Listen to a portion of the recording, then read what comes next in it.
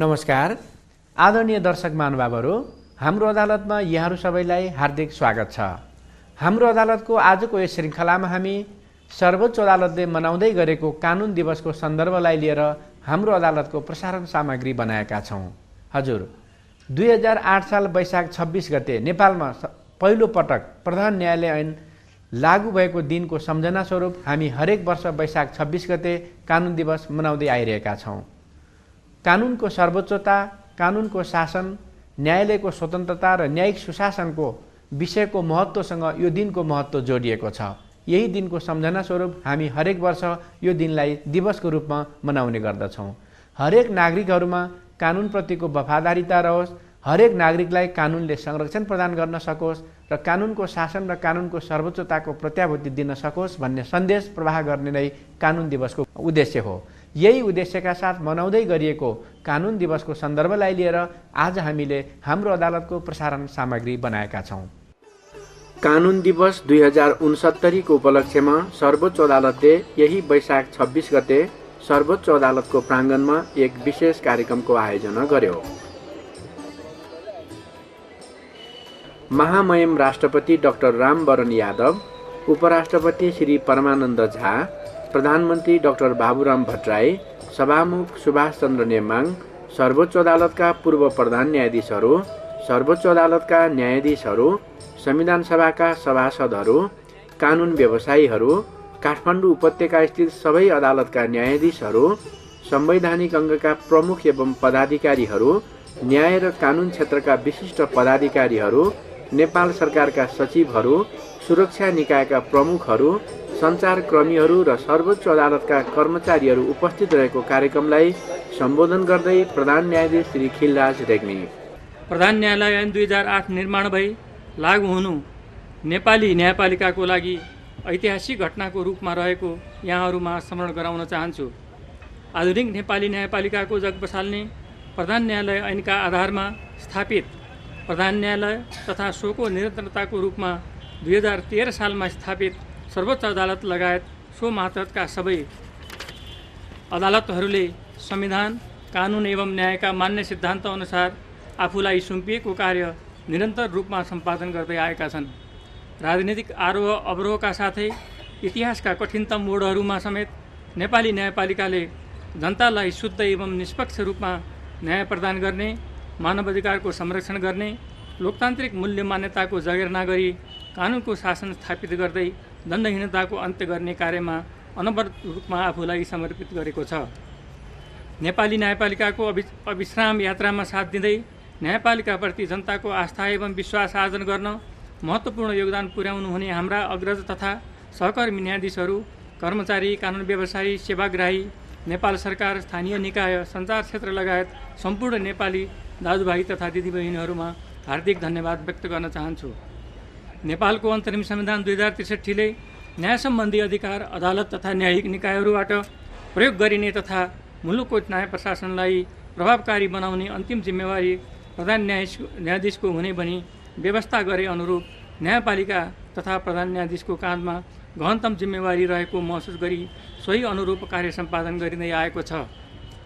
न्यायपालिकाद्वारा सम्पादन हुने हरेक काम कारबाही देश र जनताको जीवनमा प्रत्यक्ष एवं दीर्घकालीन असर पार्ने भएकाले हाम्रा हरेक कार्यमा निष्पक्षता, इमान्दारिता, निष्ठा, सदाचार एवं शीघ्रता प्रतिबिम्बित होस् भनी हामी सदा प्रयत्नशील रहनुपर्दछ। यस क्रममा न्यायपालिकालाई स्वतन्त्र राख्दै विकृतिविहीन संस्थाको रूपमा स्थापित गर्नु, मुद्दाको कारबाही एवं फैसला कार्यान्वयनमा शीघ्रता ल्याउनु, न्यायमा सबैको सहज पहुँच स्थापित गरी जनविश्वास आर्जन गर्नु तथा कार्यरत जनशक्तिको मनोबल उच्च पार्नु पर्ने बोध हामी सबैलाई छ। नेपाली जनताले भ्रष्टाचार, अनियमितता एवं दण्डहीनताको अन्त्य गरी सुशासन कायम राख्ने दिशामा न्यायपालिकाको सशक्त भूमिकाको अपेक्षा गरेको हामी सबैले महसुस गरेका छौँ। यसका लागि हामीले विगतका प्रयासहरूलाई निरन्तरता दिँदै आगामी दिनमा समग्र न्यायपालिकाको सुधारको लागि थप प्रभावकारी उपायहरू खोजी गरी सोही अनुरूप कार्य सम्पादन गर्ने लक्ष्य लिएका छौँ। यस्ता मुख्य उपायहरूमा न्यायपालिकाको स्वतन्त्रता अक्षुण्ण राख्दै न्यायमा शुद्धता र निष्पक्षताको अभिवृद्धि गर्ने, मुद्दा व्यवस्थापनलाई प्रविधिमा आधारित तुल्याई न्याय सम्पादनमा शीघ्रता ल्याउने, फैसला कार्यान्वयनमा शीघ्रता ल्याउने, भ्रष्टाचार, अनियमितता, विकृति, विसङ्गतिका सम्बन्धमा शून्य सहनशीलता अपनाउँदै यस्ता कार्य हुन नदिन विशेष पहल गर्ने, अदालत र प्रेस बीचको सम्बन्धलाई सुमधुर बनाई नागरिकको न्यायिक सूचना पाउने हकलाई सुनिश्चित गर्ने जस्ता कार्यहरू रहेका छन्। तर यी कार्यलाई मूर्त रूप प्रदान गर्न न्यायपालिकाको एक्लो प्रयास मात्र पर्याप्त हुँदैन। यसका लागि सदाझैँ सबै पक्षबाट पूर्ण सहयोग प्राप्त हुने अपेक्षा समेत गरेको छु। नेपाल वर्तमानमा नयाँ संविधान निर्माणको क्रममा रहेको छ। निर्धारित समयमा संविधान आउनु आजको अपरिहार्य आवश्यकता हो। विधि र प्रक्रियाको सम्मान एवं अन्तरिम संविधानको भावना र मर्म तथा नेपाली मात्रको अपेक्षा र आतुरता पनि यस कुरातर्फ केन्द्रित छ भन्ने मलाई लाग्दछ। संविधान सभाद्वारा भावी दिनमा निर्माण हुने संविधानमा स्वतन्त्र न्यायपालिका, नागरिक स्वतन्त्रता, मानव अधिकार, कानुनी शासन, प्रेस स्वतन्त्रता, सीमान्तकृत वर्गको न्यायमा सहज पहुँच लगायतका आधारभूत लोकतान्त्रिक मूल्य मान्यताहरूलाई प्रत्याभूत गर्नुपर्छ भनी विभिन्न क्षेत्रबाट सशक्त रूपमा आवाजहरू उठिरहेका छन्। न्यायपालिकाको संरचनाबारे पनि राजनीतिक तहमा एक प्रकारको सहमति भएको कुरा प्रकाशमा आएको छ। न्यायपालिकाको संरचनाबारे विचार गर्दा न्यायपालिकालाई परीक्षणको स्थल बनाउन नहुने र चिरस्थायी प्रकृतिको संस्थागत संरचनाको अलावा अस्थायी प्रकृतिको संरचना थप्दा त्यसले ल्याउने कार्यगत जटिलता र जनशक्ति व्यवस्थापन लगायतका कठिनाई एवं त्यसको दीर्घकालीन औचित्यबारे गम्भीरतापूर्वक विचार गर्नु आवश्यक छ। वस्तुतः सर्वोच्च अदालतको संरचनाभित्रबाटै सबै प्रकारका विषयलाई सम्बोधन एवं व्यवस्थापन हुने गरी यसलाई सुदृढ एवं सक्षम तुल्याउनु नै दीर्घकालीन रूपले श्रेयस्कर हुन्छ भन्ने मलाई लाग्दछ। अन्तमा म के भन्न चाहन्छु भने स्वतन्त्र न्यायपालिकाका मूल्य मान्यताहरूलाई संविधानमा प्रत्याभूत गर्न सकेमा मात्र न्यायपालिका वास्तविक रूपमा स्वतन्त्र, सक्षम र निष्पक्ष भई उसले जनताको हकितको संरक्षण गरी लोकतान्त्रिक मूल्य मान्यतालाई स्थापित गराउन सफलता हासिल गर्दछ। आजको आवश्यकता पनि यही नै हो। तसर्थ यिनै मान्यताहरूलाई मूर्त रूप प्रदान गर्नेतर्फ हाम्रा समस्त प्रयासहरू केन्द्रित हुनुपर्छ भन्ने मलाई लागेको छ। 2008 साल वैशाख 26 गते प्रधान न्यायालय ऐन लागू भएको दिनको सम्झना स्वरूप ऐतिहासिक दिवसको रूपमा विभिन्न कार्यक्रमहरू आयोजना गरी यो दिवस मनाइन्छ। यो दिवसले कानुनको शासन, कानुनको सर्वोच्चता, न्यायको सर्वोपरिता, न्यायिक स्वतन्त्रता र न्यायिक सुशासनलाई प्रवर्धन गर्ने र यसका प्रति प्रतिबद्धता व्यक्त गर्ने दिनको रूपमा लिने गरिन्छ। कानुनहरू धेरै बन्दैमा कानुनी शासन हुँदैन। बनेका कानुनहरू असल हुनुपर्दछ, उचित हुनुपर्दछ र आदर्श हुनुपर्दछ। ती कानुनको समन्यायिक र प्रभावकारी प्रयोग पनि हुनुपर्दछ। असल र आदर्श कानुनबाट मात्र शासित हुने नागरिकहरूका जति स्वाभाविक चाहना र अपेक्षाहरू हुन्छन् त्यति नै नागरिकहरूमा पनि कानुनप्रतिको सम्मान र कानुनप्रतिको वफादारीता पनि उत्तिकै आवश्यक मानिन्छ। कानुनको उल्लङ्घन र नागरिकका समस्यालाई राज्यको न्याय व्यवस्थाले सार्थक ढङ्गले सम्बोधन गर्नुपर्दछ। अनि मात्रै समाजमा कानुनको दिगो प्रभाव पर्न सक्दछ। त्यसैले शासन र शासकीय आधार पनि न्याय र कानुनभन्दा पर कहिल्यै हुन सक्दैन।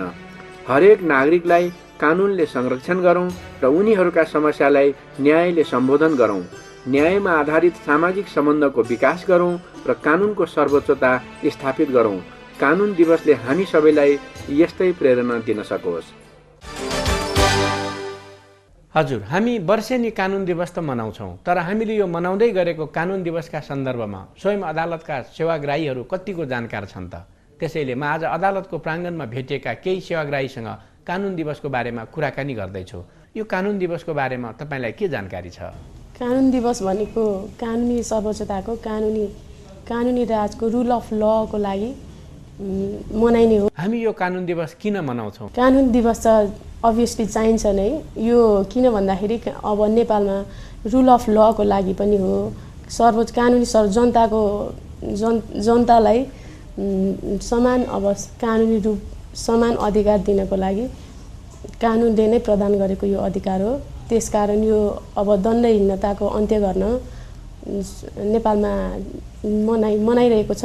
म कुराकानी गर्ने क्रममा म अदालतको प्राङ्गणमा भेटिनुभएका अर्का सेवाग्राहीसँग कुरा गर्दैछु। कानुन दिवस किन मनाइन्छ होला? अब मनाउने कुरोमा चाहिँ अब देशको एउटा कानुन भनेको रुल अफ ल देशमा सञ्चालन गर्ने सबै कानुन अन्तर्गत सञ्चालन हुने हो। यो कानुन नै छैन भने कुनै किसिमको प्रक्रिया नै अगाडि बढ्न सक्दैन। त्यो भएकोले गर्दाखेरि कानुनलाई नै मान्यता सर्वप्रथम पहिलो प्राथमिकता दिने हिसाबले कानुन दिवस मनाउने हो।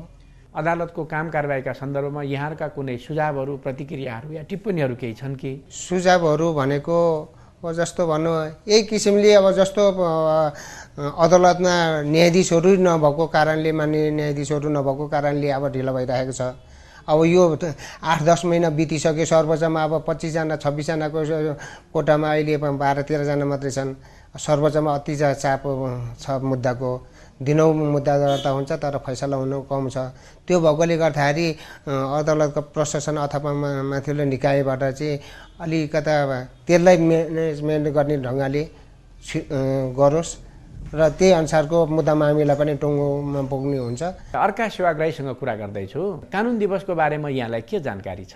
कानुन दिवस भनेको कानुनको के अर्थ हुन्छ, कानुन कसरी चाहिँ पालना गर्नुपर्छ, कानुन कस्ता मानिसहरू त्यसमा समाहित हुन सक्छ, कानुन सबैको लागि बराबर छ कि छैन, त्यस सम्बन्धमा जानकारी हुन्छ। त्यो हामीलाई अलिअलि जानकारी छ थाहा भएअनुसार। अब हामी कानुन दिवस त मनाउँछौँ, अनि कानुन दिवस मनाउँदै गर्दा हाम्रा काम कारबाहीहरूमा पनि कतिको सुधार आएको महसुस भएको छ अथवा के भइदिए हुन्थ्यो जस्तो लाग्छ यहाँलाई? कानुन त्यो त अहिले जे जति भइरहेछ ठिकै भइरहेछ, तर यसमा सुझाव के छ भने अब यो सर्वोच्च अदालतमा प्रथम पटक आएको छु यहाँ, हैन, रिट लिएर। त्यसमा चाहिँ अहिले त ठिकै भएछ, जे होस् ठिकै भएछ। अहिले अन्तिम आदेश भएछ, त्यो ठिकै भयो। तर यहाँको सर्वोच्च अदालत त बेग्लै कुरा हो, तर हाम्रो त्यो जिल्ला अदालतहरूको जुन छ त्यो त्यहाँको समस्या चाहिँ जनताहरूको धेरै भइरहेछ। कानुन दिवसको विषयलाई लिएर अदालतको प्राङ्गणमा भेटिनुभएका केही कानुन व्यवसायीहरूसँग कुराकानी गर्दैछु र म अहिले कुराकानी गर्दैछु अधिवक्ता श्री मातृका निरौलाज्यूसँग। निरौलाज्यू, यो कानुन दिवसको सान्दर्भिकता के हो? कानुन दिवस किन मनाइन्छ? यसले दिन खोजेको सन्देश के हो? धन्यवाद।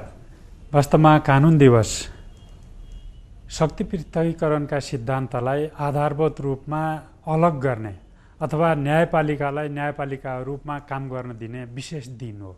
अर्थात् यसलाई हामी यो मुलुकमा प्रधान न्यायालय ऐन लागू भएको मिति 2008 सालको वैशाखको 26 गते त्यो प्रधान न्यायालय ऐन लागू भयो।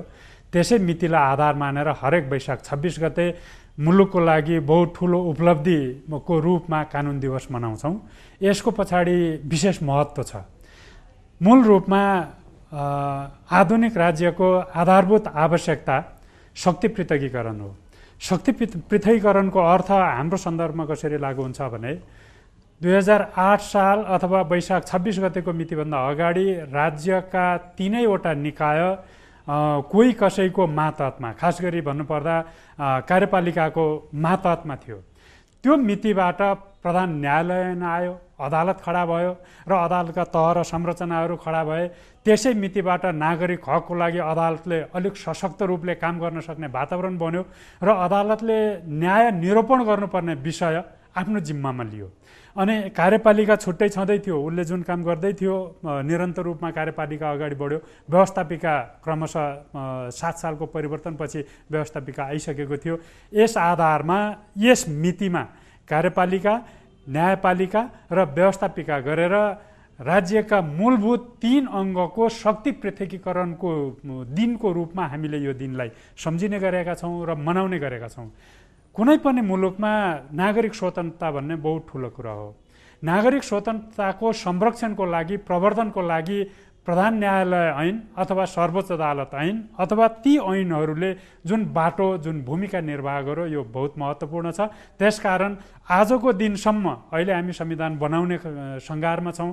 संविधानको प्रसव वेदनामा मुलुक छटपटाइरहेको छ। यस अवस्थामा पनि शक्ति पृथकीकरण कति महत्त्वपूर्ण रहेछ भन्ने देखाउनको लागि मुलुकमा यो दिनको स्मरण अझ बढी उपयुक्त, बढी सान्दर्भिक भएको मलाई लाग्छ। हामी कानुनको सर्वोच्चताको कुराहरू गर्छौँ, न्यायिक स्वतन्त्रताको कुराहरू गर्छौँ, न्यायिक सुशासनको कुराहरू गर्छौँ। यिनै कुरालाई सम्झना स्वरूप नै कानुन दिवसको सान्दर्भिकतासँग जोडेर हेर्छौँ। त अहिलेको सन्दर्भमा कानुनको सर्वोच्चता, कानुनको शासन र संवैधानिक सर्वोच्चताको विषयमा अहिलेको यथार्थ अवस्था के छ त? प्रधान न्यायालयको स्थापना अथवा त्यसभन्दा पछि 13 सालमा सर्वोच्च अदालतको स्थापना सँगसँगै हामीले नागरिक हक अथवा चाहिँ कानुनको शासन, विधिको शासन यसलाई प्रखर रूपमा अभ्यास गर्दै आयौँ। तर बिचका केही समयमा, केही कालखण्डमा केही मुद्दा, कुनै घटनाक्रमलाई लिएर हामी चाहिँ स्वतन्त्र छैनौँ कि अदालतको साँच्ची नै हुनुपर्ने जस्तो सशक्तिकरण हुन सकेका छैन कि अदालत निष्पक्ष र निर्भीक छैन कि भने जस्तो कुनै सन्दर्भमा आभास आएको होला। तर यथार्थमा उति बेला सुरु गरेको त्यो गन्तव्य अथवा त्यो यात्रा अहिले पनि हामी निरन्तर अगाडि बढेका छौँ। तर पनि कहिलेकाहीँ सरकार अथवा सरकार प्रमुख फेरिँदा न्यायपालिकाप्रति अलिकति कसैको वक्रदृष्टि हुन पनि सक्छ। न्यायपालिका मेरो बाधक बन्यो भन्न पनि सक्छ। तर उनीहरूले जेसुकै भनुन्, न्यायपालिकाले जे जति काम गरेको छ नागरिक हकको संरक्षणको लागि र न्यायको खोजी गर्न आएका पक्षहरूलाई न्याय दिलाउनको लागि अहिलेसम्म समग्रमा हेर्दा राम्रो काम हुन सकेको छ। त्यसपछि संविधान क्रमशः विकास हुँदै आएको संवैधानिक विकासक्रमले पनि हामीलाई झन् शक्ति पृथकीकरणको सिद्धान्ततर्फ उन्मुख गरेको छ। हुनसक्छ कहिलेकाहीँ सरकारका कुनै काम कारबाहीले अलिकति न्यायपालिकाको अधिकारमाथि कटौती गर्न खोजेको अथवा न्यायपालिकाले दिएको कुनै निर्देशन नमान्न खोजेको अथवा अनावश्यक टीका टिप्पणी गर्न खोजेको आफ्नो ठाउँमा छ। तर हामी अब फर्केर जान सक्दैनौँ। न्यायपालिकाको स्वतन्त्रता निरन्तर अगाडि बढेर जान्छ, त्यसमा कुनै दुविधा छैन। तर साथसाथै न्यायपालिका अलिकति जिम्मेवार पनि हुन जरुरी छ, अलिकति न्याय अभिमुख हुन पनि जरुरी छ, अलिकति न्यायपालिकामा क्षमता विकासको पनि जरुरी छ। त्यसतर्फ चाहिँ सोच्न यही उपयुक्त घडी हो भन्ने जस्तो मलाई लाग्छ। दण्डनीयता बढ्दै गइरहेका कुराहरू, नागरिकहरूलाई कानुनले पर्याप्त सुरक्षा दिन नसकेको कुराहरू जस्ता पनि जनमानसमा सुन्न आउँछ। कानुन दिवसको सन्दर्भमा कानुनको सबलीकरणका लागि, कानुनको कार्यान्वयनको प्रभावकारिताका लागि र कानुनको यथार्थमै सर्वोच्चता र कानुनी शासनको प्रत्याभूतिका लागि कानुन दिवसले कस्तो किसिमको सन्देश दिनुपर्छ जस्तो लाग्छ? कानुन दिवस मनाइरहेको यस शुभ घडीमा राज्यका सबै निकायका जिम्मेवार पदाधिकारीहरू अथवा जिम्मेवार निकायहरू सबैले कानुनको शासनको सर्वोपरितालाई स्वीकार गर्नुपर्ने अनि कहीँ केही कमी कमजोरी भएका छन् भने सबैले आत्मसात गरेर अथवा आत्मआलोचना गरेर यसलाई स्वीकार गर्नुपर्ने, आफूलाई त्यसतर्फ अभ्यस्त गराउनुपर्ने विशेष दिन हो। तर कहिलेकाहीँ न्यायपालिकाले बोलेको अदालतले दिएको कुनै फैसला अथवा निर्देशनको विपरीत केही बोल्दै गरेको यो हामी सुन्न पाउँछौँ। तर दुःखद कुरा हो, त्यो हुनु हुँदैन। किनभने कानुनको शासन भनेकै शक्ति पृथकीकरणको सिद्धान्त अन्तर्गत अदालतले जे भन्छ तत्काल गल्ती भएको हुन पनि सक्ला, तर सामान्यतया नागरिक हकको संरक्षण र सम्वर्धनमा कति महत्त्वपूर्ण छ त्यस दृष्टिकोणबाट हेरिनुपर्छ। संविधान र कानुनको सही विश्लेषण र व्याख्या यो हुन सक्छ भनेर अदालतले कुनै निर्देशन अथवा निर्णय दिइसकेपछि फेरि अरू कोही कसैको कुनै थप टिप्पणी त्यसमा उपयुक्तै मानिँदैन, स्वीकार्यै मानिँदैन। तर अहिले यो कर्नरमा यस दृष्टिकोणमा केही कुरो आइरहेको छ, तर गलत हो। सबैले आफ्नो सीमाभित्र रहने र कानुनको सर्वोपरितालाई मान्न अपरिहार्य छ र आजको दिनले सबैलाई त्यस जिम्मेवारीतर्फ अभिमुख गराएको मलाई लाग्छ। महत्त्वपूर्ण विचारका लागि धन्यवाद। म अहिले कुरा गर्दैछु संविधानविद डाक्टर भीमार्जुन आचार्यज्यूसँग। आचार्यज्यू, हाम्रो कानुनको अवस्था, कानुनको स्थिति, कानुन कार्यान्वयनको अवस्था र न्यायालयको स्वतन्त्रताको अवस्थालाई लिएर अनेक अवस्थाहरू देखिरहेको बेलामा कानुन दिवसको सान्दर्भिकता कति छ, यसको सार्थकता के छ? अब यसको मेरो विचारमा त्यो सार्थकता र सान्दर्भिकता झन् बढ्दै गएको जस्तो लाग्छ। किनभने 2008 सालमा जति बेला हामीले प्रधान न्यायालय ऐन र प्रधान न्यायालय हामीले स्थापना गऱ्यौँ, त्यो मेरो आफ्नो अध्ययनमा त्यो नेपालको आधुनिक न्यायालय वा न्याय पद्धतिको त्यो एउटा ठुलो प्रारम्भ थियो, माइलस्टोन थियो, त्यसको एउटा एचिभमेन्ट थियो।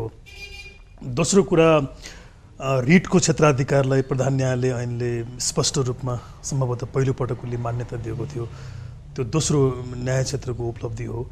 नागरिकका आधारभूत अधिकारहरूलाई रिट अन्तर्गत संरक्षण गर्न सकिन्छ भन्ने कुरा त्यो ऐनले बोल्यो। त्यति बेला जति पनि फैसलाहरू प्रधान न्यायालयबाट भएका थिए त्यो संसारको कुनै पनि प्रधान न्यायालय वा एपेक्स कोर्टले गर्ने भन्दा कम थिएन। म एउटा दृष्टान्तमा दिन चाहन्छु। 2010 सालमा प्रधान न्यायालय जारी भएको केही समय पश्चात यो वेद कृष्ण श्रेष्ठको एउटा मुद्दामा प्रधान न्यायालयले जुन फैसला गरेको थियो त्यो खास गरी अमेरिकी जुन सुप्रिम कोर्टको हामी फैसला कोर्ट गर्छौँ जुडिसियल रिभ्यूमा 1803 को मार्भरी भर्सेस मेडिसन त्यो मुद्दासँग चाहिँ यसलाई तुलना गर्न सकिन्छ र मैले एउटा व्यक्तिगत रूपमा चाहिँ यो नेपालको सबै यो कोर्ट सिस्टमको मैले रिभ्यू गर्ने एउटा अवसर पाएको थिएँ। त्यति बेला त्यसलाई हेरिएको थियो। अब यी सबै चिजहरू त्यो कालखण्डबाट सुरु भएको र नेपालको न्यायालय एउटा आधुनिक चरणमा प्रवेश गरेको सन्दर्भ भएको कारणले गर्दाखेरि यसको महत्त्व अहिले आएर झन बढी बढेको, झन बढी सान्दर्भिकता, किनभने अहिले पनि नागरिकका आधारभूत अधिकारहरू कसरी संरक्षण हुन सक्छ भन्ने बारेमा अदालत चाहिँ चनाखो भइराखेको अवस्था छ। कार्यपालिका र नागरिकहरूको अधिकारको बिचमा कसरी सन्तुलन कायम गर्ने त्यो विषय पनि अहिले उत्तिकै महत्त्वपूर्ण कुरा छ। रिटको क्षेत्राधिकारहरूमा नयाँ नयाँ आयामहरू आज आइरहेको छ, त्यसको सान्दर्भिकता देखिन्छ। हामीले सार्वजनिक सरकारको विषयहरूलाई हामीले आज प्रवेश गराएको छौँ भन्दा यो जम्मै दृष्टिकोणबाट हेर्दाखेरि यो दिनको महत्त्व झन बढे जस्तो लाग्छ मलाई।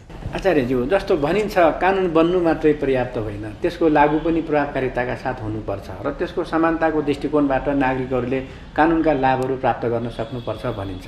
के लाग्छ अहिले भइरहेका कानुनहरूको प्रयोगको अवस्था र यसको प्रभावकारिताको अवस्थामा सन्दर्भमा हामीले सुधार्नुपर्ने, महसुस गर्नुपर्ने विषयवस्तुका बारेमा के लाग्छ? यो विषयमा दुई तीनवटा कुराहरूमा हामीले ध्यान दिनुपर्छ होला। कानुनी व्यवस्थाहरूकै अभाव वा खाँचो भएको जस्तो मलाई चाहिँ नेपालमा लाग्दैन, किनकि यदि सानो मुलुकमा हामीसँग अहिले पनि 500-700वटा जति ऐन नियमहरू हामी कहाँ अहिले प्रचलित छ। अब यो धेरै ठुलो सङ्ख्याको कानुन हो। तर अब कानुन दिवसको सन्दर्भमा यदि हामीले यसको मर्म भनेको विधिको शासन हो, कानुनमाथि सबै आम नागरिकको पहुँचको कुरालाई यसको एउटा सिम्बोलिक अर्थ हामीले मान्ने हो, न्यायमाथि आम मानिसहरूको पहुँचको कुरालाई हामीले यदि सिम्बोलिक अर्थ मान्ने हो भने अहिले देखेको केही ग्यापहरू छन्। उदाहरणको लागि भएका कानुनहरूको सही कार्यान्वयन भइराखेको देखिँदैन मुलुकमा, त्यो पक्षमा चाहिँ अलिक बढी संवेदनशील हुन सकिन्छ होला। यद्यपि कानुनलाई कार्यान्वयन गर्ने सम्पूर्ण रूपमा कार्यपालिका र सरकारको दायित्वको कुरा हो। यसमा राज्यका अन्य निकायहरूको सहयोगी भूमिका भए पनि त्यो रियल इन्फोर्समेन्ट गर्ने निकाय भनेको एक्जिक्युटिभ नै हुन्छ। त्यो पार्टमा केही कमी कमजोरीहरू देखिन्छ। दोस्रो चाहिँ अब न्यायको दृष्टिकोणबाट हेर्दाखेरि अदालतले अधिकतम गर्न सक्ने भनेको त्यो भएको कानुनको उसले सही व्याख्या गरेर ठिक समयमा उसले न्याय दिन सक्ने हो। त्यो पार्टमा हाम्रा केही कमजोरी छन् भने त्यसलाई हामी सुधार्न सक्छौँ। र त्यो सुधार्ने पार्टमा मैले देख्दाखेरि केही कार्यविधिगत समस्याहरू अहिले पनि नेपालमा देखिन्छ। त्यो कुरामा अलिकति सम्बोधन गर्नुपर्छ होला। केही मानसिकताका हामी कहाँ समस्याहरू छन् कानुनको क्षेत्रमा, त्यो कुरालाई हामीले सम्बोधन गर्छौँ। र अर्को महत्त्वपूर्ण कुरा भनेको यति लामो समय नेपालमा कानुनको हिस्ट्री भइसक्दाखेरि पनि राज्यका केही निकायहरूको बिचमा त्यति ठुलो समन्वयकारी भूमिकाहरू देखिँदैन। न्यायालय र सरकारका अन्य निकायहरूको बिचको कोअर्डिनेसनको अहिले पनि अभाव देखिन्छ। बार र बेन्चको बिचको अझै ठुलो कोअर्डिनेसन यो टाइममा चाहिने हो, त्यसमा पनि के अभाव देखिन्छ। यो 3-4वटा पार्टहरू चाहिँ मेरो विचारमा अहिले हामीले ध्यान दियौँ भने सायद यो दिवसको बढी महत्त्व हुन्छ जस्तो लाग्छ मलाई। कहिलेकाहीँ न्यायालयका फैसलाहरू पनि विवादमा आउने गरेका छन्, न्यायालयको स्वतन्त्रतामा पनि प्रश्न चिन्हहरू उठ्ने गरेका छन्। कानुन दिवसको सन्दर्भमा यतातिर हामी के गर्नुपर्छ होला? त्यो सरकारको भूमिका र उसको प्रवृत्तिमा यो भर पर्ने कुरा हुँदो रहेछ। यद्यपि न्यायालयबाट कुनै गल्ती कुनै कमी कमजोरी हुँदैन भन्ने त होइन, किनकि न्यायालयमा पनि व्यक्तिहरू नै न्यायमूर्तिको रूपमा बस्ने र उनीहरूले न्याय सम्पादन गर्नुपर्ने हुँदाखेरि कहिलेकाहीँ केही मानवीय कमजोरीहरू हुन्छ। कानुनलाई प्रयोग गर्ने, कानुनको व्याख्या गर्ने क्रममा केही त्रुटिहरू हुनसक्छ, यो आफ्नो ठाउँमा छ। तर त्योभन्दा बढी महत्त्वपूर्ण कुरा हामी संसारको अभ्यासहरूबाट हामी के देख्छौँ भने कि न्यायालय सक्षम, स्वतन्त्र र जवाफदेही बन्नको लागि र उसले गरेको न्याय सम्पादन साँच्चै त्यो एउटा बेनिफिसरीमाथि पुग्नको लागि चाहिँ राज्य वा सरकारको अत्यन्त महत्त्वपूर्ण भूमिका हुँदो रहेछ। अहिले नै हामी नेपालको हामी कन्टेक्स्टमा हेऱ्यौँ भने अब हामीसँग यति लामो हिस्ट्री बोकेको न्यायालय छ, तर न्यायालयको आफ्नो कुनै उसँग पुलिस प्रशासन उसको हुँदैन। उसले फैसलाहरू कार्यान्वयन गर्नको लागि सरकारको सहायता वा सहयोग लिनुपर्ने हुन्छ। त्यसैले अहिले यहाँले इङ्गित गर्नुभएको कुरा चाहिँ जुन दण्डहीनताको कुराहरू गर्नुहोस्, फैसला भइसकेपछि त्यो कार्यान्वयन नहुने अवस्थाहरू अहिले छ, दोषी भएको व्यक्तिहरूलाई उसलाई कानुनको दायरामा ल्याउन नसकेको अवस्थाहरू छ। यी जम्मैको पछाडिमा न्यायालयभित्र रहेका केही मानवीय कमी कमजोरीहरू, साधन स्रोतका कमी कमजोरीहरू आफ्नो ठाउँमा होला। तर त्योभन्दा महत्त्वपूर्ण मलाई के लाग्छ भने कि यो निकायलाई जुन सहयोग गर्नुपर्ने राज्यका अन्य निकायहरू हुन्, सायद उनीहरूको भूमिकामा देखिएको लापरवाही र बदनियत चाहिँ यो महत्त्वपूर्ण होला जस्तो लाग्छ।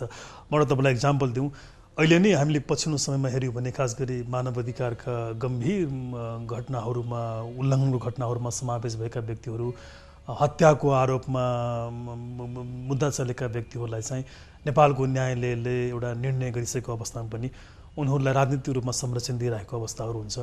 न्यायालयले अत्यन्त मेहनत लामो समय लगाएर उसले कुनै फैसलाहरू गर्छ र उसले निर्णय गरिसकेपछि पनि त्यस प्रकारका दोषीहरूलाई एउटा अनुमुक्ति दिने, उनीहरूको मुद्दाहरू फिर्ता लिने, उनीहरूले सजाय पाएको अवस्थामा चाहिँ फेरि सरकारको रिकमेन्डेसनमा राष्ट्रपति मार्फत आम माफी दिने, अब यी जम्मै क्रियाकलापले सिङ्गो न्याय प्रणालीमाथि मानिसहरूको अनास्था बढ्न गएको छ र दण्डहीनता अगाडि बढेको छ। यसको मेरो विचारमा धेरै ठुलो जिम्मेवारी, धेरै ठुलो यसको एउटा बर्डन चाहिँ सरकारको नै पोल्टामा जान्छ, किनकि त्यो उसकै दायित्व दुनियाँभरिकै कानुनको र न्यायको मान्य सिद्धान्त र प्रचलन पनि हो। भोलिका दिनमा अदालतको क्षमता विकासका लागि, स्वतन्त्रताको अझ बढी सम्वर्धनका लागि र न्यायालयसँग समन्वय गर्नुपर्ने, सहकारी गर्नुपर्ने अन्य निकायहरूको समन्वयकारी भूमिकाका सन्दर्भमा के गर्नुपर्छ होला जस्तो लाग्छ? 3-4वटा कुराहरू मेरो विचारमा क्याटेगोरिकली गर्नुपर्ने देखिन्छ। पहिलो कुरा त अब यसको प्रारम्भ न्यायमूर्ति वा न्याय सम्पादन गर्ने व्यक्तिको नियुक्तिबाट सुरु हुन्छ। त्यो अत्यन्त पारदर्शी र अत्यन्त एउटा विधिसम्मत ढङ्गले चाहिँ त्यो हुनु पर्यो र त्यसमा मेरिटमा कम्प्रोमाइज हुने गरी न्यायकर्मी वा न्यायमूर्तिहरू नियुक्ति हुन थाल्यो भने त्यसबाट सही न्याय सम्पादन चाहिँ सम्भव छैन। जुन पछिल्लो दिनमा हामीले केही विकृतिहरू अहिले देखिरहेका छौँ कि जस्तो खास गरी बारबाट भनौँ वा अन्य पक्षबाट त्यसमा सिफारिस गर्नुपर्ने भयो भने त्यो व्यक्तिको मेरिटभन्दा पनि त्यो व्यक्तिको राजनीतिक संलग्नतालाई जुन बढी मुख्य आधार बनाउन खोजेको छ, मेरो विचारमा यो दुर्भाग्यपूर्ण हुन्छ न्याय सम्पादनको लागि। त्यसैले गर्दा नियुक्ति यसको सबभन्दा महत्त्वपूर्ण कुरा हो। अनि दोस्रो कुरा, नियुक्ति भएर आइसकेपछि अब त्यो न्यायमूर्ति वा न्यायाधीशमा एउटा न्यायिक आचरण र न्यायिक मन चाहिँ उसमा हुनुपर्छ। यदि उसमा त्यस प्रकारको एबिलिटी वा क्वालिटी भएन भने न्याय सम्पादन चाहिँ हुँदैन। त्यो क्वालिटी धेरै हदसम्म इन्डियाको प्रसिद्ध न्यायमूर्ति जस्टिस भगवतीले भनेअनुसार चाहिँ ऊ सरकारबाट वा अन्य पक्षबाट हुन सक्ने प्रत्येक प्रकारको प्रभावबाट मुक्त रहेर न्याय सम्पादन गर्न सक्ने भन्ने हो। त्यो दोस्रो चाहिँ त्यो चाहियो होला। अनि तेस्रो, न्याय सम्पादनलाई प्रत्यक्ष रूपमा प्रभाव पार्ने चिज भनेको न्याय प्रशासनको कुराहरू हुन्छ। त्यो भित्रका मानव संसाधनको कुराहरू, अन्य साधन स्रोतको कुराहरू हुन्छ। त्यो तेस्रो कुरा त्यसलाई चाहिँ गर्नु पर्ला। अनि चौथो धेरै महत्त्वपूर्ण कुरा, हामीले संविधानको पढ्दाखेरि देख्छौँ हिजो आज कतिपय देशहरूमा संविधानमै न्यायालयको लागि छुट्टै बजेटको व्यवस्था गरिएको छ। मैले अध्ययन गर्दाखेरि केही मुलुकमा पाएको थिएँ। त्यो बजेटको पार्ट चाहिँ धेरै महत्त्वपूर्ण हुन्छ चौथोमा आएर चाहिँ। अनि पाँचौँमा यहाँले भन्नुभयो जस्तो चाहिँ राज्यका अन्य निकायहरूले गर्ने उसमाथिको सहयोग र सहकार्य, यी कम्तीमा 5-7वटा कुराहरू र अन्तिममा आएर हो यो मान्न सकिन्छ कि कतिपय कानुन र कतिपय कार्यविधिगत कुराहरूमा हाम्रो केही समस्याहरू छन्। यति लामो न्यायिक हामीसँग हिस्ट्री हुँदाखेरि पनि अहिले पनि हाम्रो धेरै हदसम्म न्याय एउटा कार्यविधिमा आधारित छ, फर्म्याटमा आधारित छ। त्यो राम्रो होइन, यद्यपि कमन ल सिस्टमको त्यो विशेषता मानिएको भए पनि त्यसमा हामीले सुधार गर्नुपर्ने हुन्छ।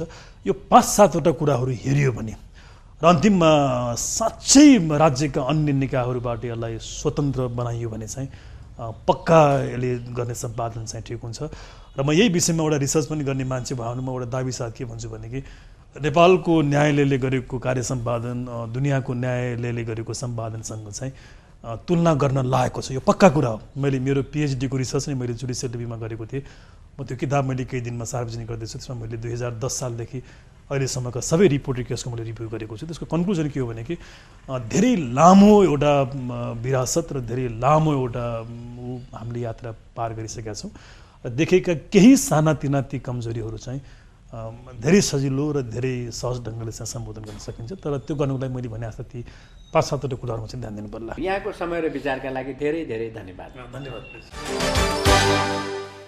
हजुर, कानुनको शासनको प्रत्याभूति प्रत्येक नागरिकले गर्न सकुन्, प्रत्येक नागरिकका लागि कानुन संरक्षकको रूपमा उभिन सकोस्, प्रत्येक नागरिकले न्याय र कानुनलाई आफ्नो जीवनशैली बनाउन सकोस् र हरेक समस्याको न्यायले सम्बोधन गर्न सक्ने संस्कारको विकास हुन सकोस्, यही अपेक्षा र विश्वासका साथ आजको हाम्रो अदालतको कार्यक्रमबाट बिदा चाहन्छु।